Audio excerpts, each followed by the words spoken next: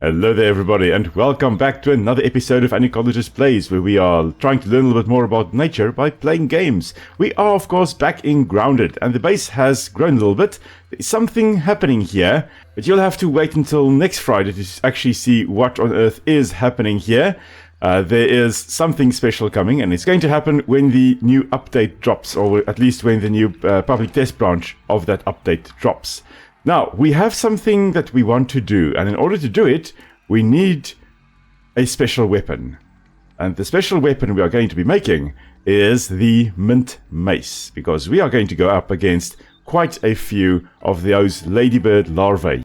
So here is our mint mace. Haha, wonderful. Now, just having it at level 0 is not going to cut it, so we have to upgrade it. And we now do have access to the infinite recipe to make brittle whetstone, where we just use sap and the larva spikes. And this is probably just to give the weapons that extra edge, I guess. So we're just going to craft a whole bunch of whetstones and then come to our smithing station to upgrade this magnificent weapon. And now we have our level 5 mint mace. Now this mace does have a relatively slow attack, so you do have to make sure you block correctly and then make best use of any opportunities you do get to swing your wonderful mace around. But in order to also help us, we have got some larvania, again, because we need all the extra critical hit chance that we can get. And we also have some fresh or mint arrows. So mint arrows doing fresh attacks, or fresh damage. This is going to also be very useful against the ladybird larvae. Now, the reason I have all these things ready is because we are going to go for a very, very special weapon. And that would be very close to the charcoal, where we were last time. So right over there in the charcoal bag, that is where we are going to go find our next weapon. And that is going to be useful for the second part of today's video. Now, in terms of mutations, what's going to be very useful for us now, of course, always coup de grace. We don't need juicy, we need fresh defense. I like my shocking dismissal one. Definitely going to go for meat shield. For now, we'll still keep natural explorer on, but when we are done with that, we will either go to parry master or cardio fan when we actually get to this spot. And then what I also do have would be the smoothies that I need in order to survive this whole ordeal as potential healing. And I also do have the suspicious mint cap trinket, which is like the shiny salt crystal I used previously against the antlions. This one just adds fresh damage to your attacks, which will be very useful against the ladybird larvae that we are going to be fighting now. Now, previously, the recipe for the weapon we are going to be going for now was very easy to get. You just had to get into the charcoal bag here and pull it out of the sword. However, now, I don't think we're going to be able to shoot this thing. No? Yes! Oh my soul! Ha ha ha ha! I spy. Mark that one off the list. This was not a very smart one. A little scarab beetle. Oh my word. Okay, so these are very useful for later on for upgrading your weapons and armor and stuff. We're just going to collect the twinkling shell there. Anyway, we will get back to them later on when we hunt them a little bit more. But as I was saying, previously you just had to get into the charcoal bag here, and you could then pull the weapon out of, the stone. Nowadays you need to do a whole defense against a whole bunch of ladybird larvae. So let's just quickly get our hammer out here. Get this marvelous little molar. So here we go. There is the weapon that we do want. So here's our loadout. We've got our antlion armor on against the sizzle, because that Coltana, that weapon over there, does cause some sizzle damage. As you can see, the sizzling will go up as we get closer to it. It gets more severe.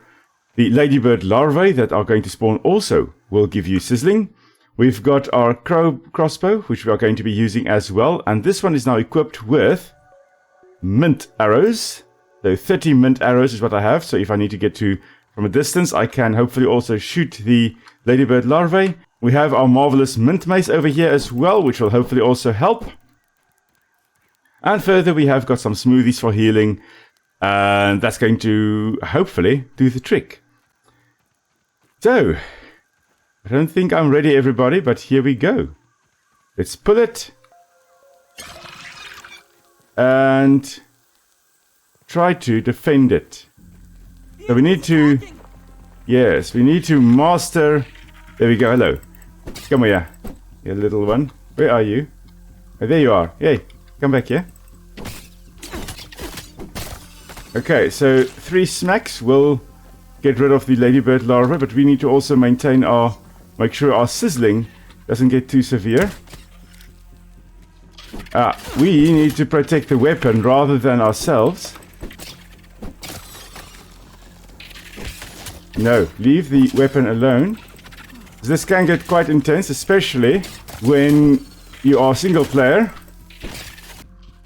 We are nearing the end. There is a ladybird larva in the area there. And it seems to be doing some damage. Yay, you can't be doing damage from way down here. Not fair.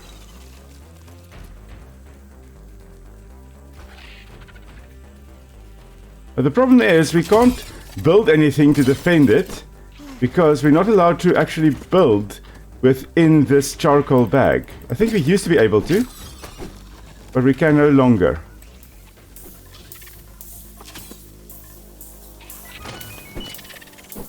Oh, I have it! Yay!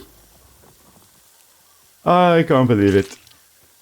Oh, barely, barely, barely. I am sizzling. Just drink a little smoothie just because we can. And stand way in the distance here. Oh my word. Oh. It's burning. Yes, it is burning. But we have done it. Now in the comments of Tuesday's video, there was the suggestion to build, especially mushroom walls. However, we can't build in here, which puts a little bit of a spanner in that in the works of that idea. But nonetheless, we have managed to do this. So those ladybird larvae, as I've said before, probably rather lacewing larvae than they are ladybird larvae, but nonetheless, they look extremely cool. I really love their design. Their coloration is just amazing. Now, what we still need now would be some tough gunk. And the tough gunk we can get from ladybird larvae, although we didn't get any from the ones that we just killed. But we can get them from ladybird larvae, and we can also get it from the roly-polies that are in the area here as well. Okay, so it is nighttime, so it's a little bit difficult to see, but there is a roly-poly here as well. Hello there, Mr. Roly-poly. So as I've mentioned before, these little guys are crustaceans. They are in the group called isopods. Iso meaning the same and pod meaning foot. So that's because all of their legs and so look the same. They've got no real pincers, except for these weird little ones in the front there.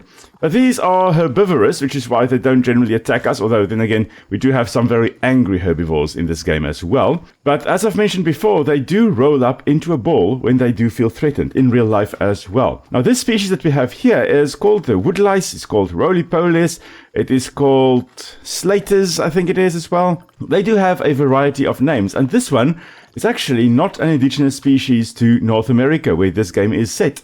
This one comes from Europe, as far as I recall. So the roly-poly here, the woodlouse, is also called the pill bug, not to be confused with the pill millipede, which is a type of millipede that also does the whole defense thing of rolling into a ball. Now, we are going to, of course, whack it, because we do need the tough gunk. So we are just going to go and hit him. And come for me, little one. No? Okay.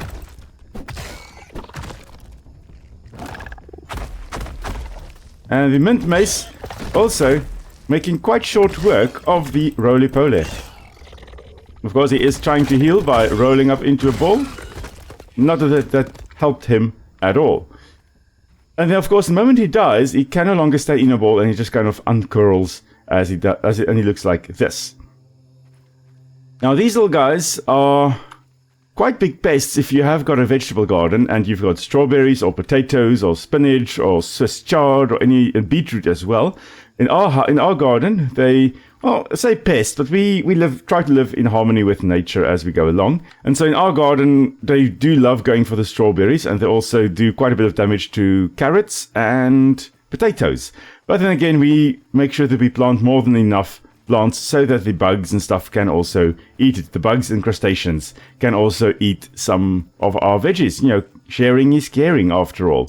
As I said, the roly-polies there, they come from Europe with, I can't remember what the genus name is, but I know the species name is vulgare, and vulgare meaning common. Or it's the common pill bug, or the common woodlouse. And so that's why if you say someone is vulgar, you're actually just saying they're common. They're not, or they're ordinary. They are not extraordinary.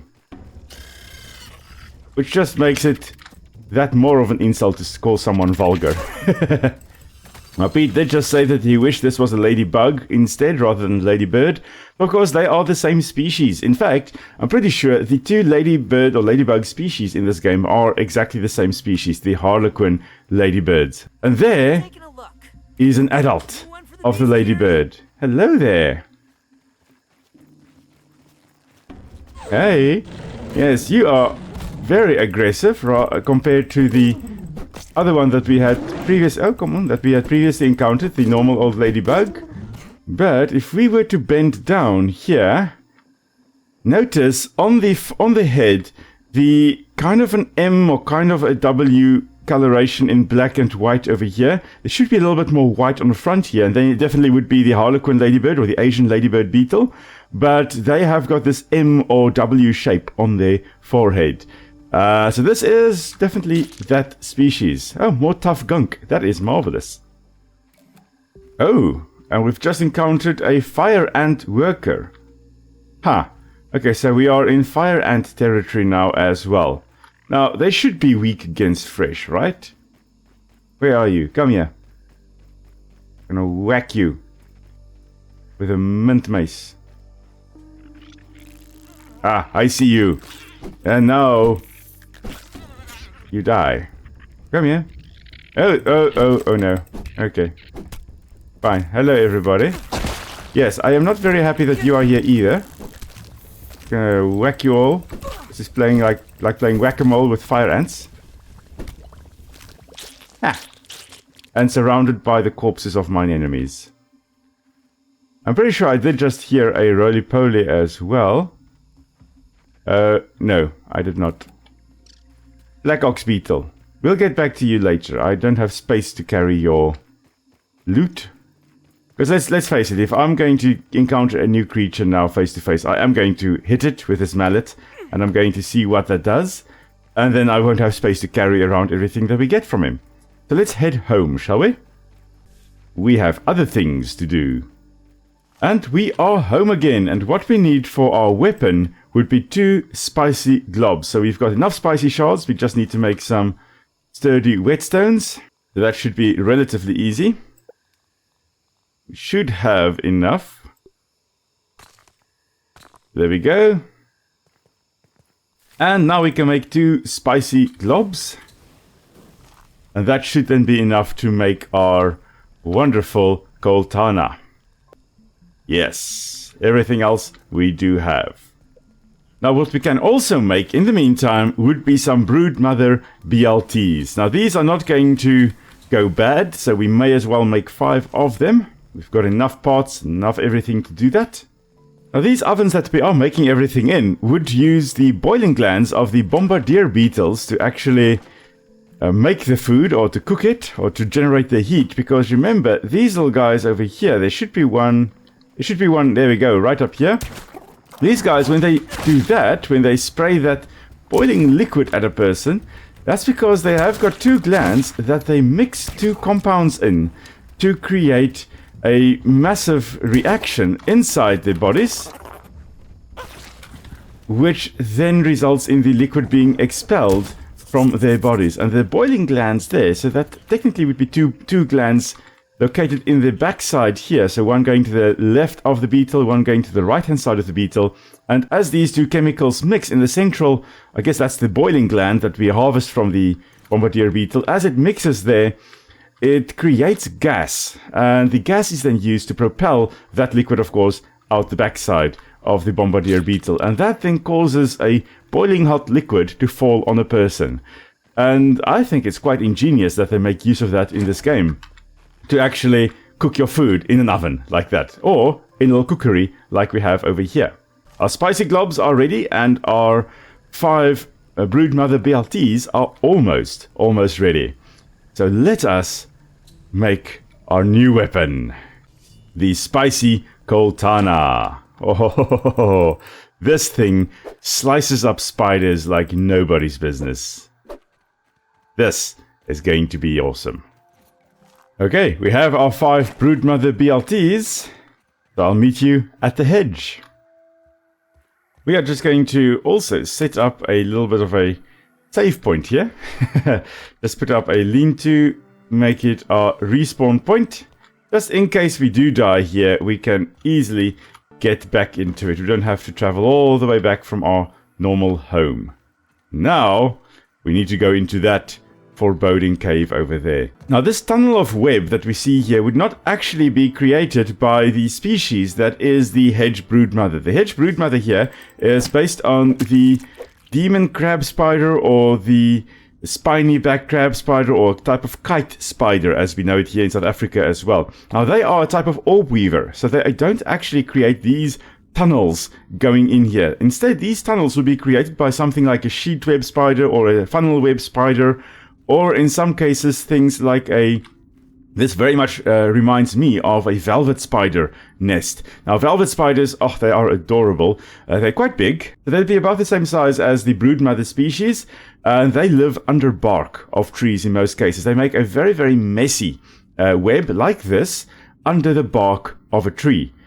Now, we are hopefully going to be alright in this. We're just going to eat our larvania over here. And we're just going to make sure that we have got meat shield on. We've got coup de grace. We're not going to be needing natural explorer, so I'm going to take that off. We have got mithridatism. I like my shocking dismissal, even though I don't need it. I like it. And then let's go for blade master, since the Coltana, as far as I recall, does count as a sword. So now we're going to use the blade master one that is associated with it. Okay, people. Here we go. So placing the Broodmother BLT in there, and there is the kite spider. What a nice big one. Okay.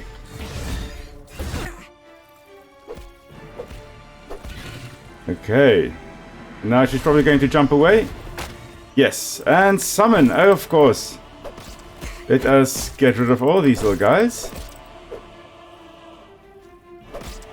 The spiderling's not too bad yet. Miss. Not sure where you were aiming, little one. Now, of course, I do say I don't know where she was aiming, but orb weavers have got, as I've mentioned last time, notoriously poor eyesight. You know what I just realized? I wanted to wear my ladybug armor, yet here we are in our antlion armor. This may not go quite as well as I hope.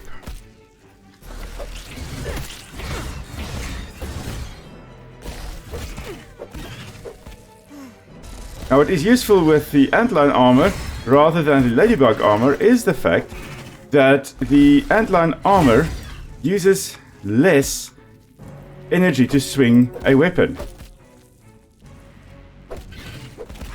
I'm just going to jump away again, probably. Or just knock us to the ground and summon more things. Yay! Oh dear. Unfortunately, the lack of ladybug armor is costing me a bit now. Okay, not a nice sight to see. Let's just continue drinking smoothies. Oh, you've got a 5-hit attack now. Okay. Almost done though. And there she goes. Okay, to some extent that went better than I expected, considering that I had my antlion armor on, which is not the best idea. Oh my word, I didn't even have complete antlion armor on. I had aphid slippers on as well. Squishy now. Yes, we are a little less squishy now. Oh my word. Okay, so that was not Brilliant. Fiat Lux! Let there be light. Okay, so, of course, notice the massive eyes in front. Now, as I said, you would expect that they would have great vision, but they don't. They actually have very poor eyesight. They depend on prey getting caught on their webs. And then they, of course, go and immobilize them with their fangs and their venom. Now, the venom wouldn't be that dangerous to humans. Just double check the fangs here. The fangs are actually downward pointing, which is a slight mistake. The fangs would be pointing inwards in the spiders that are not tarantulas or baboon spiders or things like that. The fangs actually come from the side rather than from the front to the back like these guys are. These guys would be the fangs of a baboon spider or tarantula. They actually do that. Now I want to go back and replay my video to look at how this thing attacks. Or I actually want to redo the fight. I'm going to redo the fight. I'm just going to get my ladybug armor to make sure that I'm less squishy. Alright, so in the name of science, we are back. So, back for round 2. This time around, I do have my ladybird armor on. I'm not wearing aphid slippers anymore. And yeah, we should now hopefully be able to take her on one more time. And now we are hopefully ready. So, back for round 2. And this time around, let's have a look and see how she actually bites. Because if she raises her forelegs back and then bite, she's actually in the wrong... difficult to see.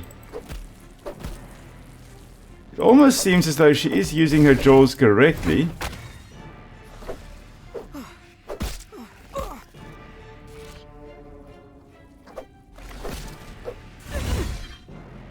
Hello. Now, of course, I think she has just summoned... No? These little spiderlings are quite... Oh, hello there. So we've got some of these guys as well.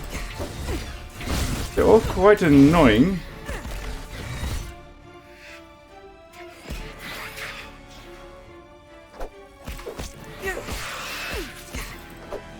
I have thankfully also upgraded my Goltana to level 5. It is now a case of just withstanding her attacks. I'm not 100% sure how she is attacking, whether she's attacking in the Megalomorph method or attacking in a typical Araneomorph method. Araneomorph being the family that she actually belongs to. But Megalomorph being what her fangs appear to be like. Do some more damage before she goes and jumps away.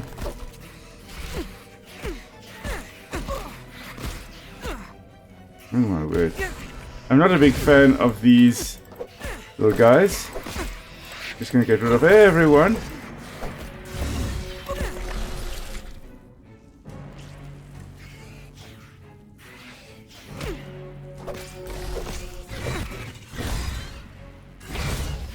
Block her. Shock her. She does seem to almost rise up and then attack. I did forget last time to actually scan her. Okay, in any case, she's dead again. Okay, anyway, back to what she actually is. So the Broodmother, I'm not 100% sure how she attacks. I will have to play back the video on that and actually have a good look at it and put it in the comments here. Now, this species is the species known as Gasteracantha cancriformis. Gastera or gaster refers to stomach, and cantha or acantha meaning spiny. So this is a spiny stomach one, which it is. I mean, the abdomen, the backside here, does have all the spines attached to it. And then cancriformis, canker or cancri in this case, refers to crab, and formis referring to shape.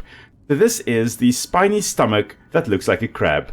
concriformis, which it does. Now, this is definitely a female. Males are much, much smaller than the females. Males are only about 3 to 5 millimeters in size, I think, so about 1/10 to 1/8 of an inch. Females much, much larger. Now, this species actually wouldn't be in the yard at this point in time in the year. It appears to be autumn. If we look at the oak tree, it does appear to be autumn as the leaves are turning red. But these guys, the kite spiders or the spiny orb weavers, they actually have an extremely short lifespan. They hatch round about winter and then die by spring. So they have about a 3 or 4 month lifespan, and they wouldn't actually still be alive by the time you hit autumn, where this game then takes place. But nonetheless, a very, very cool spider, and I am extremely happy about the fact that we managed to defeat her twice in the name of science. Now, on that note, if you enjoyed the video and would like to see more, please consider subscribing to the channel, like the video. Every bit of engagement helps us to get the YouTube algorithm to pick up this video and this channel to get more people to look at nature by using video games. So until next time, everybody, thank you so much for tuning in again. As always, I hope you have a marvelous weekend, and I will see you all next time. Until then, stay safe. I will see you all soon.